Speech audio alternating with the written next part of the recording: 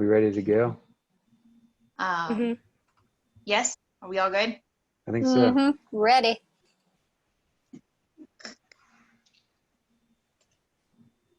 Clack. Clack. Good timing.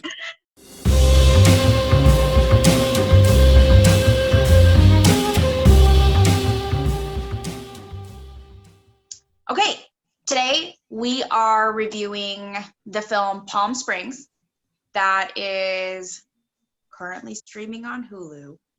Released in January of 2020, January this year, at Sundance, and had a really short run in theaters. Remember theaters, guys?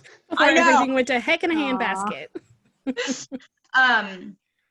The film is about two strangers that meet at a wedding in Palm Springs, which is not Palm Springs. It was filmed in Los Angeles, turns out. Liars.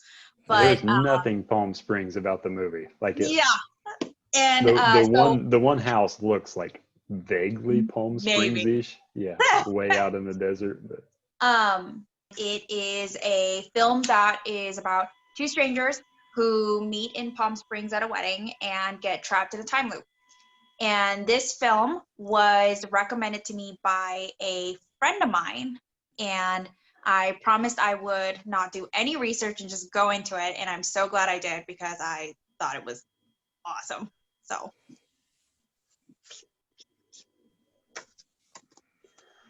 To you guys. Okay, so Rach and I watched this together a while back, and I had seen a trailer. I think, had you seen a trailer for it, babe? Yep, I had seen a trailer. Yeah, so we knew the basic gist of it, like what the time there was a time loop involved, and that it starred Andy Samberg and Cristin Milioti, but that's the gist of it that's in the trailer. Is it Cristin or Christine? Cristin. Okay. I was wondering if that was a funky thing that she was doing. Not that I know of. I've only ever heard it said Cristin. But anyway, yeah. Which, I mean, there's not a. It's like, that's plenty. That's all you need to know to get into the movie. So we went into it like not knowing more than that, and also having just kind of recently watched another Andy Samberg movie, Hot Rod, that we did not love. Was that your first time watching Hot Rod? Yeah. Yeah. Okay. It was a little rough. Yeah. Yes. And I will say I did watch it for the first time this weekend, not Hot Rod, Palm Springs. And I did really enjoy it. I did go into it just like hearing comparisons of it to Groundhog Day. Mm-hmm. So that's otherwise I went in blind. one of them their time loops, infinite time loop situations. Mm-hmm. Yeah. So anyway, we when we watched it, I was like more than pleasantly surprised, blown away. Like I really loved it. I was like, really Palm Springs. My initial reaction was like the first couple minutes I was like, I am not gonna like this because it was so awkward right out the gate, and I'm like, nah! It's exactly what I hate in movies, but it did get past that awkwardness. It was intentionally awkward. Yeah, like the wedding speech. No, well, God, yes. Well, no, not that part. I mean, like, no. So literally, like the first moments where he's like, "That's a nice leg," and then they have sex, but they don't have sex, and they're just like, "You can watch me," and then just like keeps compounding right at the beginning, and I was just like, "I'm going to die if the entire movie is like this." But I think immediately after that, and this is like one of the things that I liked the most about the film, is they kind of nailed subversion after subversion of these tropes, just like one after another all through the rest of the film. So that was, it definitely like made the awkwardness more bearable for me, and made it so that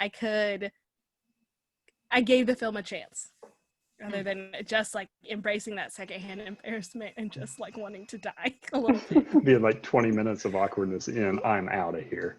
Yeah, a lot of movies embrace that. I mean, basically a whole genre is like Meet the Fockers, that original, where it's I can't watch that. It like almost I just physically can't hurts do to it. watch those. Yes. Yeah, and then so it's just like that whole, I don't know if it's like cringy humor kind of thing, like subgenre of comedy, but it's hard.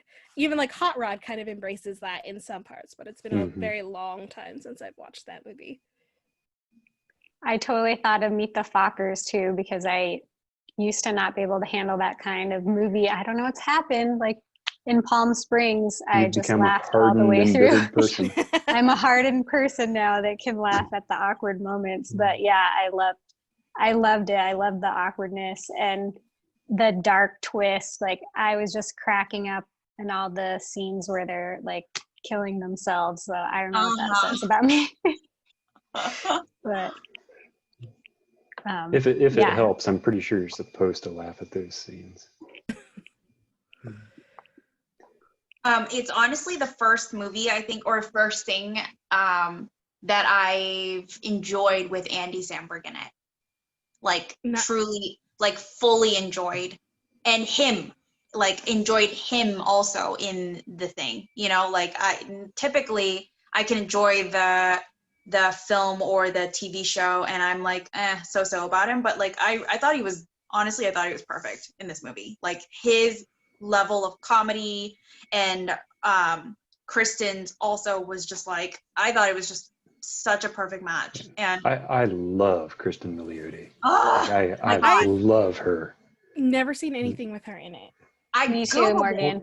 She has not been in a lot. Like but she was in Black Mirror's USS Callister episode, and I was like, as soon as I read that, I was like, oh my god. But I mean, that one being like a dark thing versus this being very clearly a comedy, like I think that this film definitely showcased her like talent a lot better than the Black Mirror episode that she was in.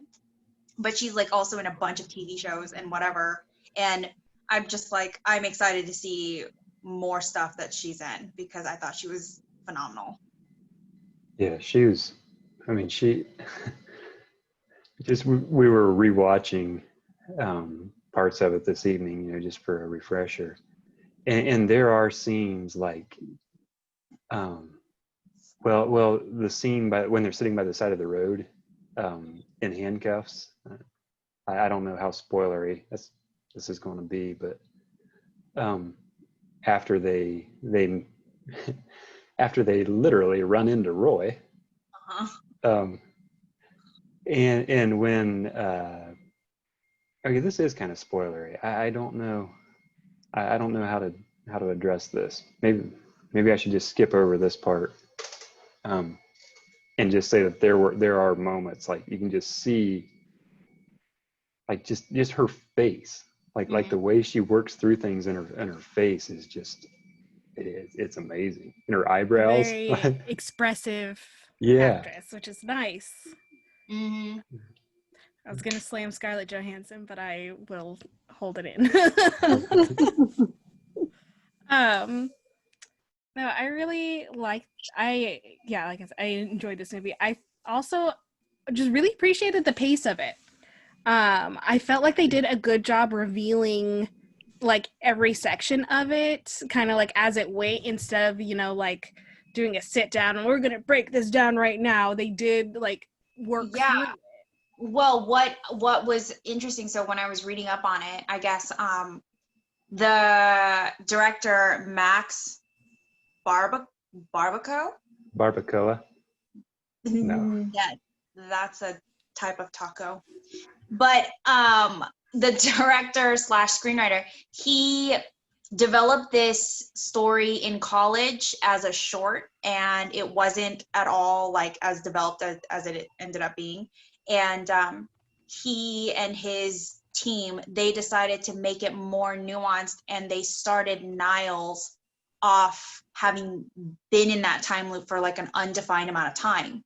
And I thought that was so clever because like that allowed explanation without it being a sit down like exposition and or that awkward way of it's like, oh, it must be that this and this and this and this and then this becomes this and that's why this is happening, like, you know, where they just try to force it because they know that it's a part that needs to like be kind of explored, but they have no smart way to get the audience there. So having little snippets where Niles is like, yep, I tried it. Let's go through it again until you figure it out. But you know, like having those moments. Sarah gets to be the audience surrogate, and because he's explaining it to her, he's explaining it to the audience.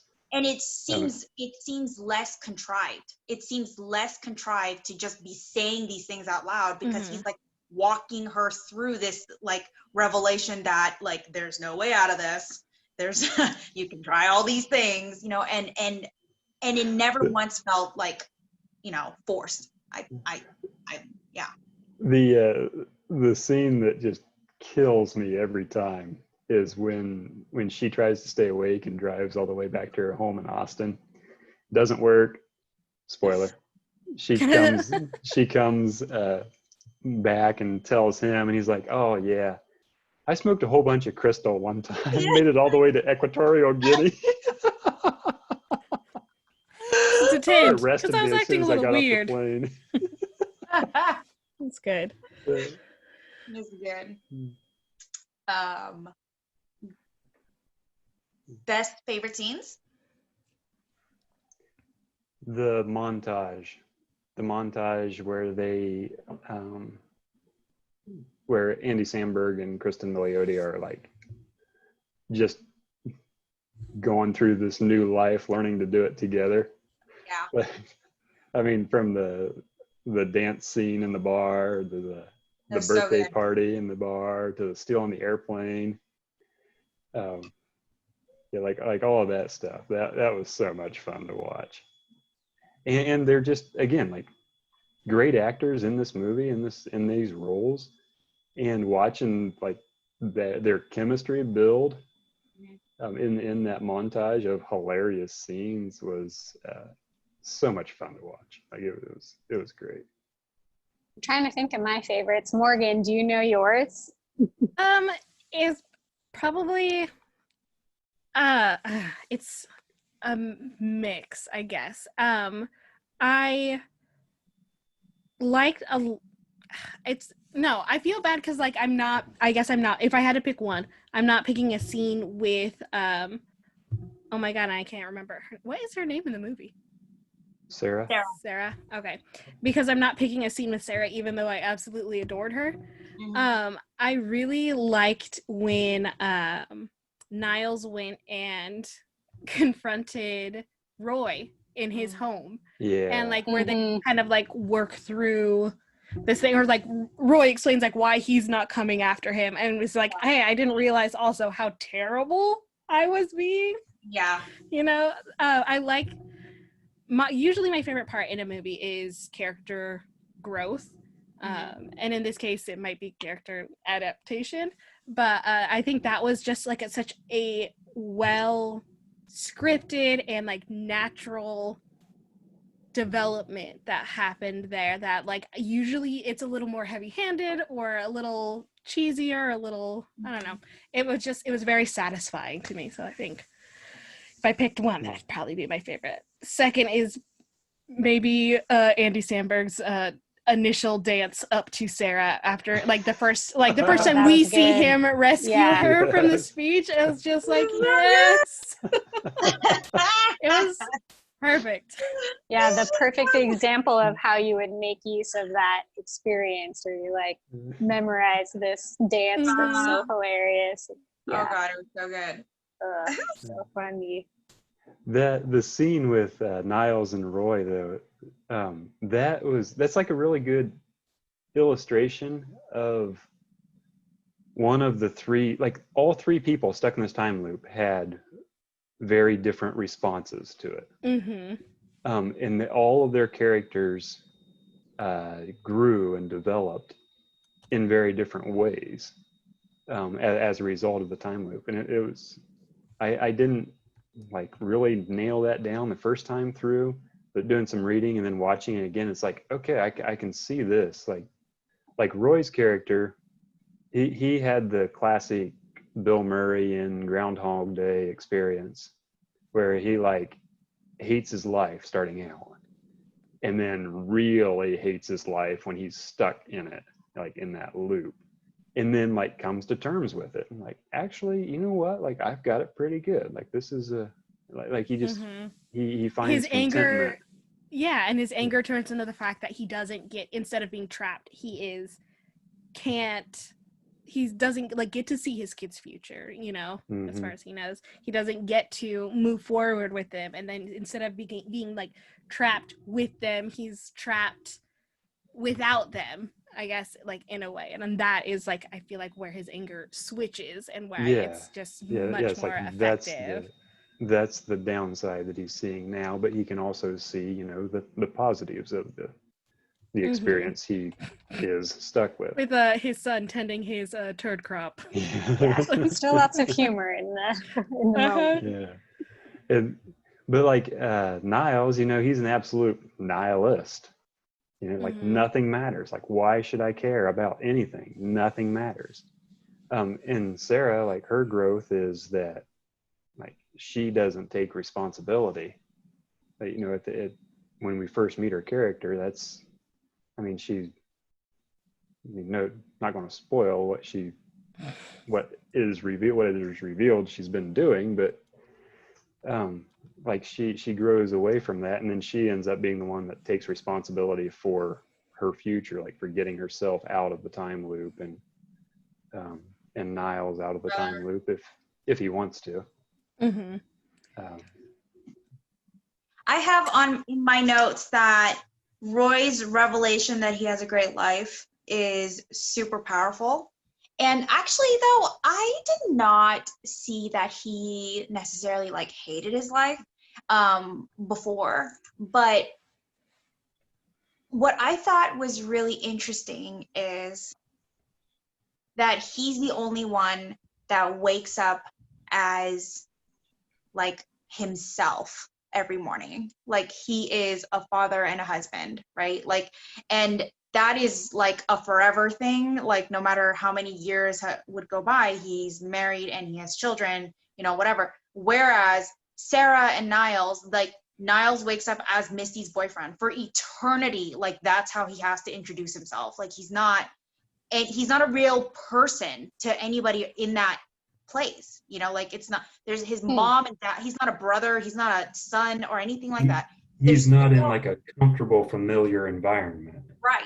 And he's always introduced as like a secondary human because I'm Misty's boyfriend, whatever. And Sarah wakes up forever, spoiler alert, with somebody that she probably doesn't want to be waking up next to every day. And actually, and so for Roy to be the one who was quite so angry to realize that he actually has it the best. Like if you had to wake up over and over and over again, like where would you rather be? Wherever you could be the most comfortable and understood and like seen as who you are, versus like Niles has to like reintroduce himself and like develop new relationships with all of these people that it's not going to go anywhere ever for all of eternity. You know, like what is the, you know, hence the relationships that he's got with like Darlene at the bar and like whatever that guy's name is at the shooting range, and just like all of that, you know, like it's because he's just a drifter, even in a world where he's just the same over and over again. He's just forever a floating person. He's not concrete to anybody in that world, you know, other than Misty, who, you know, we all know that's not important. So then Sarah, as like a person of some form of continuity who sees him, who can actually get to know who he really is, I think, you know, to have found that was really powerful. And for Roy to realize that he has that all along, I thought was just like, I don't know, it's one of those where it was, for me, it seemed a lot like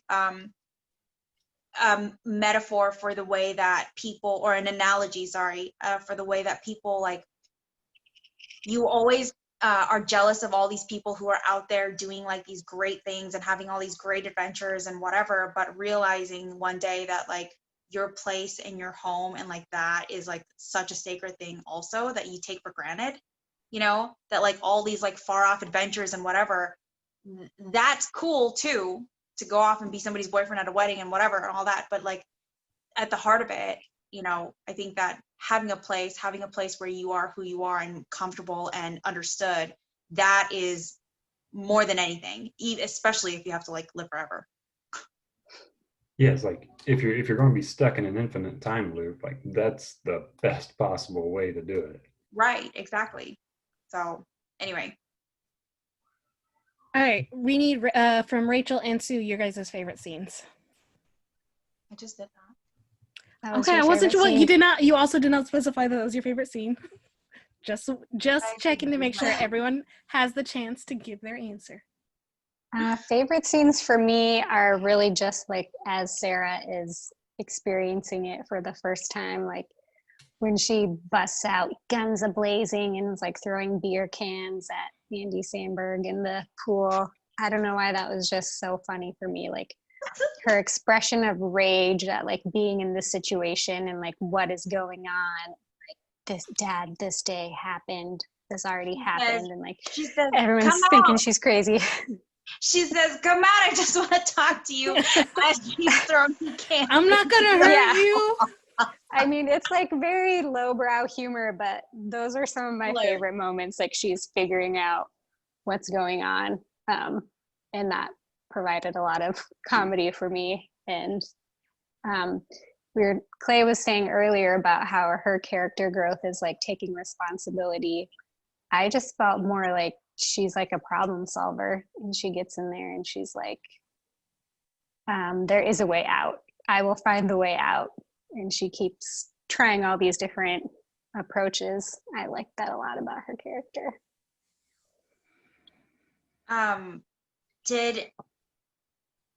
Did any of you guys find something like that didn't fit, that didn't work? Because I specifically have something in mind, which is why I'm asking, and I'm wondering how it rang with everybody else. But like, like where they have their moment, and like mini spoiler, Sarah wakes up one day after who knows how long of living this looped life with Niles, right? We don't know how much time has passed, but it's like one day she wakes up and it's when she acts like a child, you know, and like everything kind of goes spiraling out of control, and like she's like perpetuating like this weird tantrum. And then so I didn't understand like why all of a sudden, after however long, it could have been years, we don't know, but like however long she's been having like this great life, developing like a way to cope with something that, you know, seems whatever. Like I get that the movie needed some kind of conflict, but to me it didn't feel genuine when she like had a tantrum, and then, you know, we all discover more about her past, and then like how angry she got when Niles revealed that like they have known each other multiple times, you know, in the past when he was stuck in the loop before. But point being is that like her sense of betrayal to me seemed like way out of proportion to what they've developed in terms of understanding and knowing each other all throughout there. Like I didn't feel like I get that the movie hit a point where it needed to be like pushed into a different direction, but to me it didn't feel natural. Like it wasn't. There was enough of a catalyst for that. Yeah.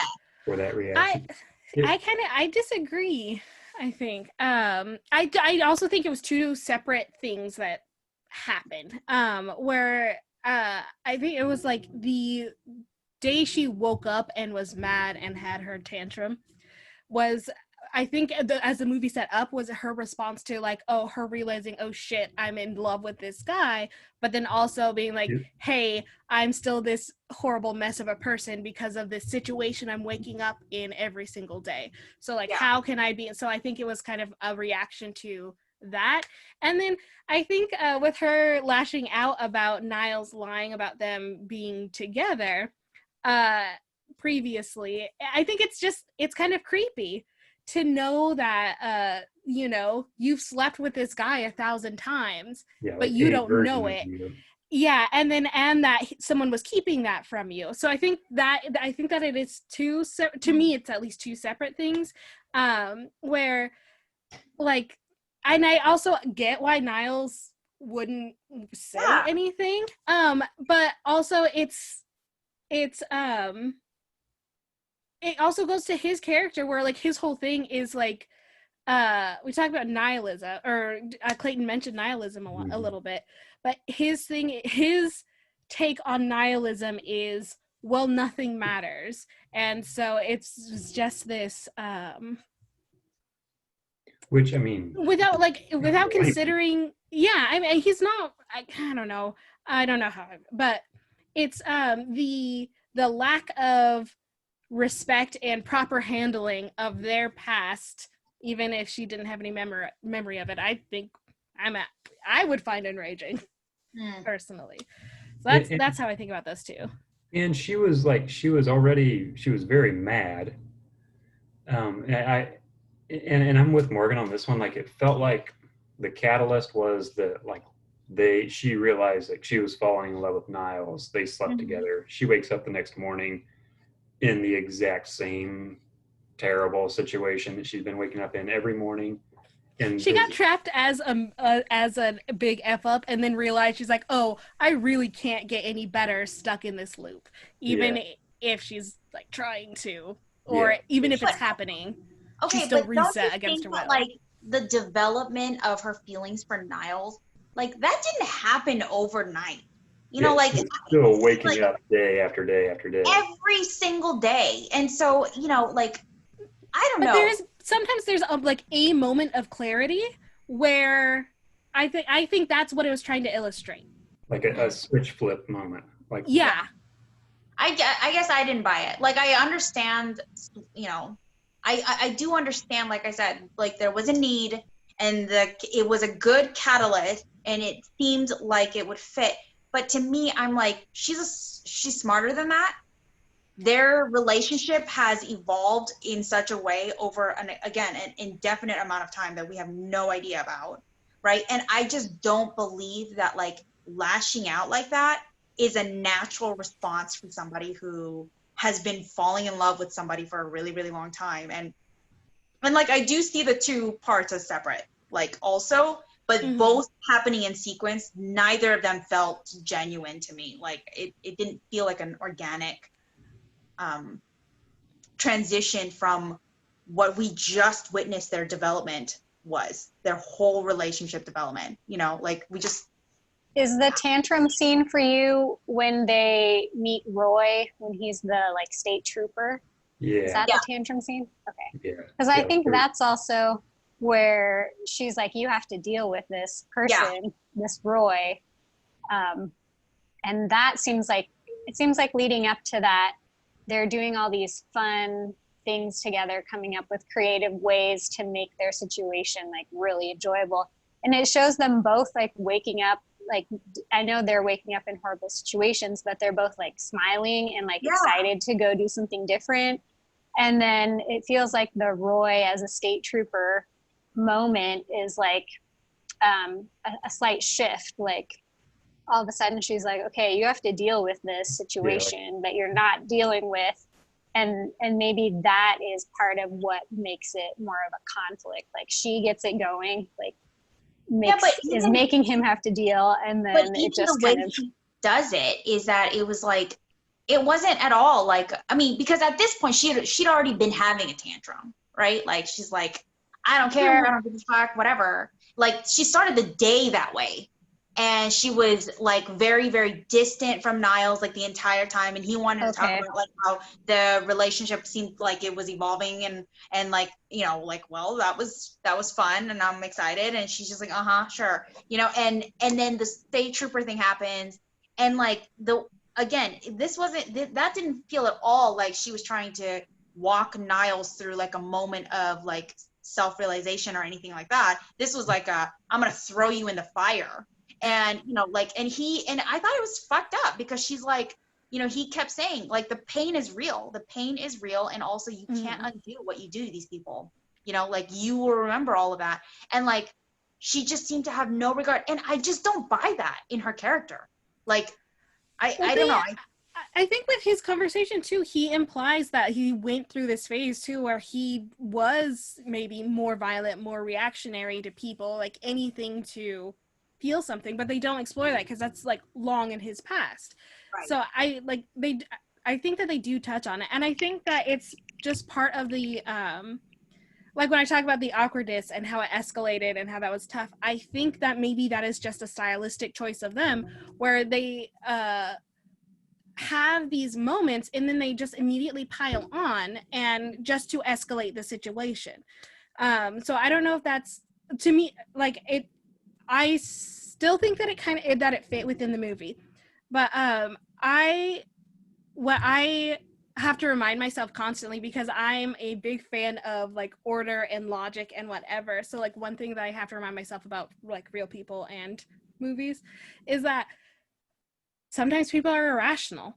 Like, and I think that is, to me, that is the explanation for Sarah behaving as she does. Maybe it was not a rational reaction, but why would she be bound to that when no one necessarily is?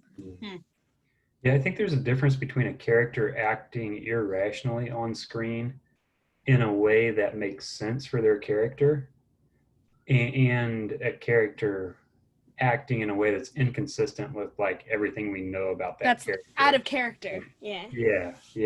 And I'm with you on this, Morgan. This did not feel out of character to me. Like it just not the choice I would want her to make, but I was like, I get it, felt girl. like she just reached a point where she was like, this cannot go on. Like I realize that this does go on infinitely, but I've got to do something to stop this. Well, like I cannot keep waking up in bed with this guy. I cannot. Right. No, but that's a good point, because I don't necessarily, I guess that her behavior seemed out of character with what I had expected from her. Not necessarily that it was out of character for the character as written. You know what I mean? Like, I just felt like her development up to that point was so encouraging and so like, okay, they're going to make it through this thing together because they're finding ways to like find joy in this impossible situation. And then that happens and I'm like, And then what I still liked about that situation though is like, even like after she broke, she didn't like stop, you know. She disappeared from Niles's life, yes, in this, but she like decided on her course of action and she pursued it until she got results. I still think that is very admirable. I feel like Niles broke. Like, well, yeah, no, I mean, but I think we met him, like, yeah, definitely, but like, I think that was her breaking point, like the tantrum and like, and then, but her breaking point did not lead to her inability to function. It just like changed her resolve. Niles broke and stopped caring about anything, and she broke and was like, I have to fix that, change this. I did like almost every time after he woke up looking for him, he's just like whining to her parents. I know. Miss Margarita. That's right. She doesn't care about anyone but herself. She's not like that. You guys no, she's exactly like that. It's just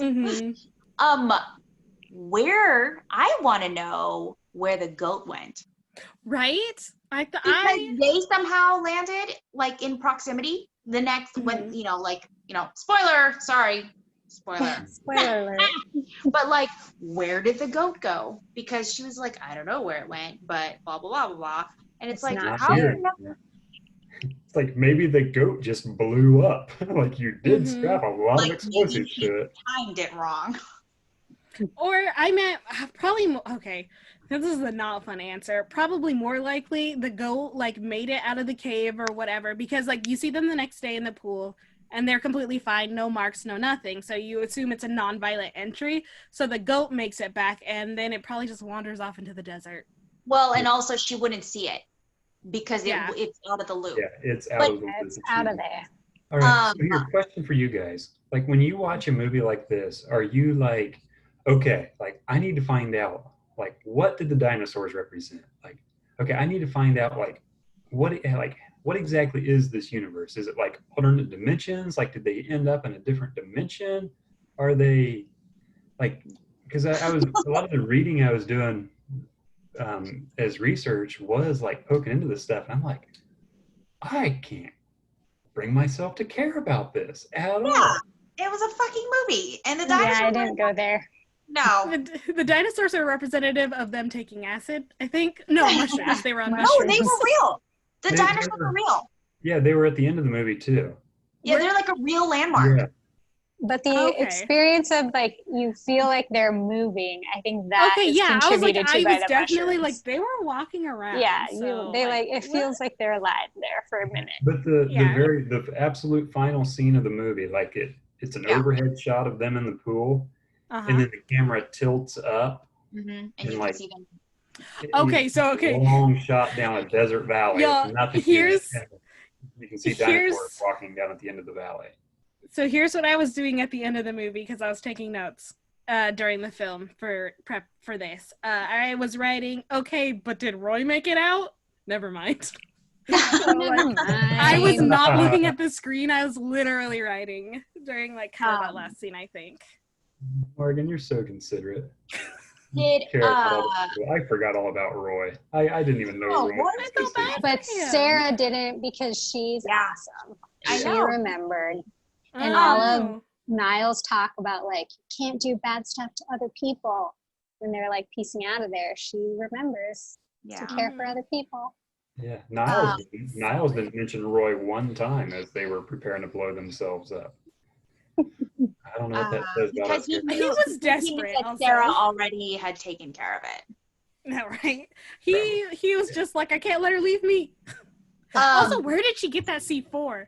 How can anyone source some C4 in one day? And I was thinking about the same time when she was meeting with that quantum physics professor. Yeah, I was like, how to have this meet one day? Wouldn't you take the same class over and over and over again? Like, if it was an online course, then you could like, and it's like pre-recorded. You could have anything that's available at that point in time. But okay, so the other day, possibly yesterday, Morgan and I met very briefly, and Morgan also brought up this point that Groundhog Day is like based on a book, and that what's his name? Bill Murray is like it gets trapped in that place for like 10,000 plus years, Morgan. Yeah, at least I'm double checking my facts. Yeah, check your facts. But okay, point being is Morgan said that. In the book. Yeah. In the book. Okay. I know, definitely don't get that sense in the movie. Yeah. But like when Morgan said that, from last night to today, thinking about doing this review and this film, it like I had moments of like terror thinking about being trapped somewhere. And I realized that like it's so clever, but also like so unsatisfying that we don't know how long Niles really was in there, or how, because he has like his entire story is kind of very vague all the way until Sarah joins him, and I don't know, it was like a terrifying thought because he just lives his day over and over and over and over again, and we know what, and I'm sure it's like various autopilot versions depending on how the day's going. He knows how, he knows that he can manipulate this thing and then it's gonna have this outcome, and if he wants to get laid one day he can just do it like this and then he can get laid that way, or if he wants to get drunk one day, if he wants to have drugs, he knows all of the ways that single day can turn out. But at a point though, is it like what is the point?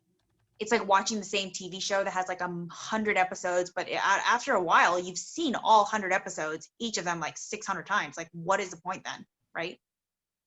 I thought this movie did a really good job of like capturing that sense, like that existential dread, because there were points in the movie where I actually start to get a little like claustrophobic. I don't know exactly. Yeah, what no, it's like feeling trapped. Yeah, it's like so they did convey that it wasn't all just fun and blowing themselves up and doing stuff like doing fun stuff like that.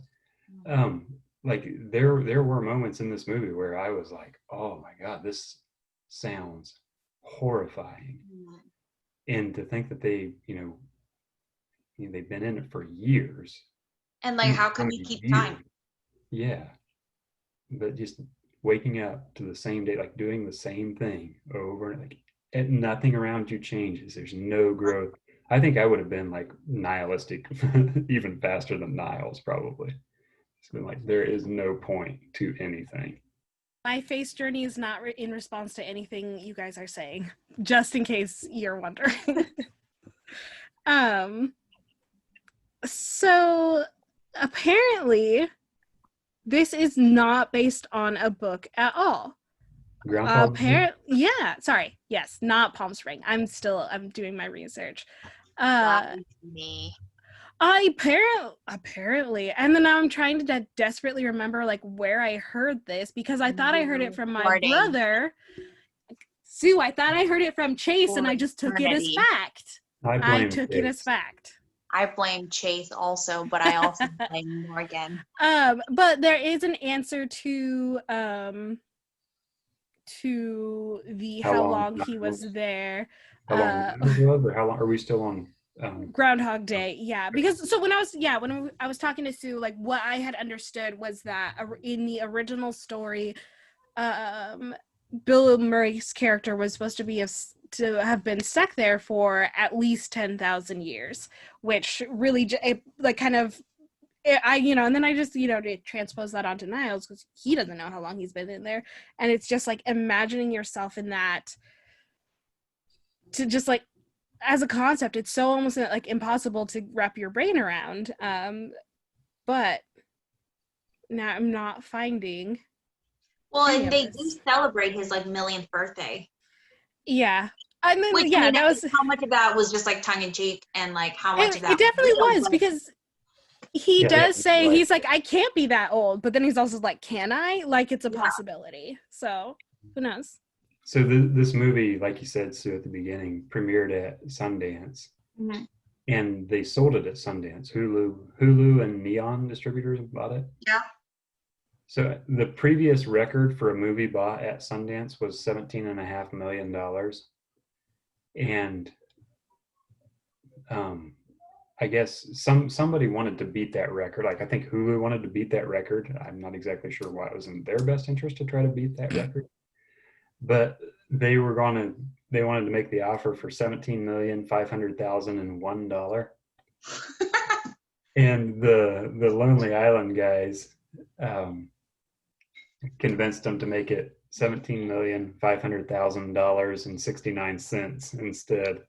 So they should have done $420,000. God, missed opportunity.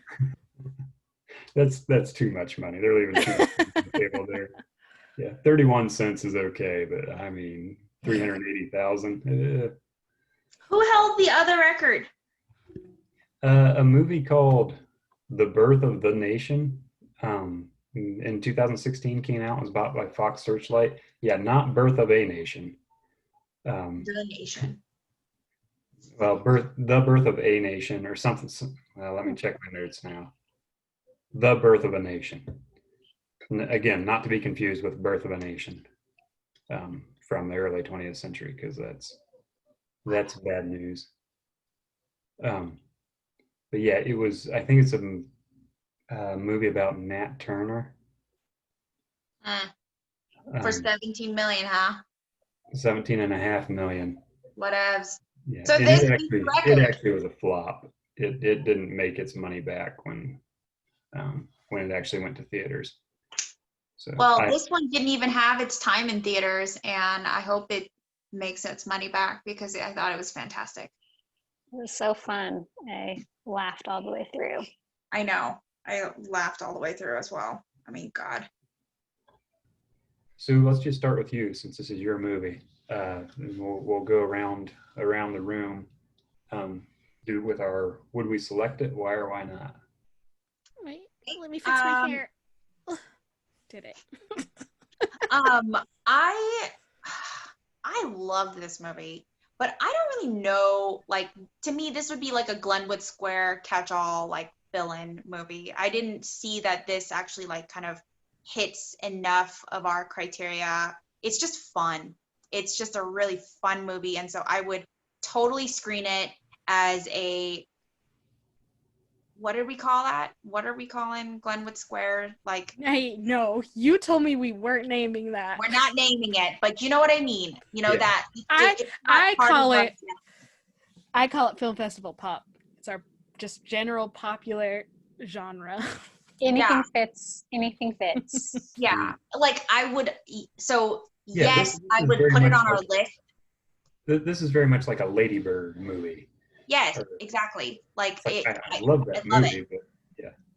Yeah. So yes, I would put it there in our list of films to screen.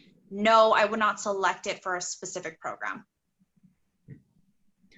Yeah, I'm in the exact same boat. I would love to share this movie at one of our film festivals.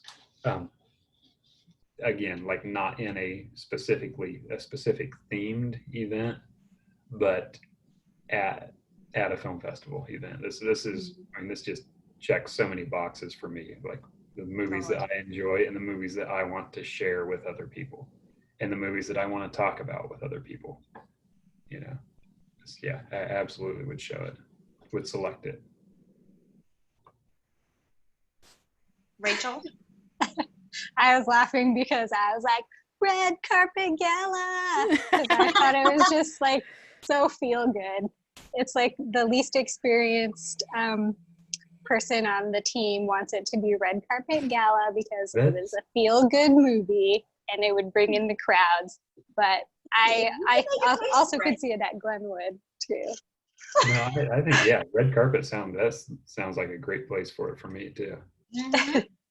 Well, the red carpet is not like technically a programming event, so that would be valid. I mean, totally. Yeah, there are no genre restrictions on the red carpet.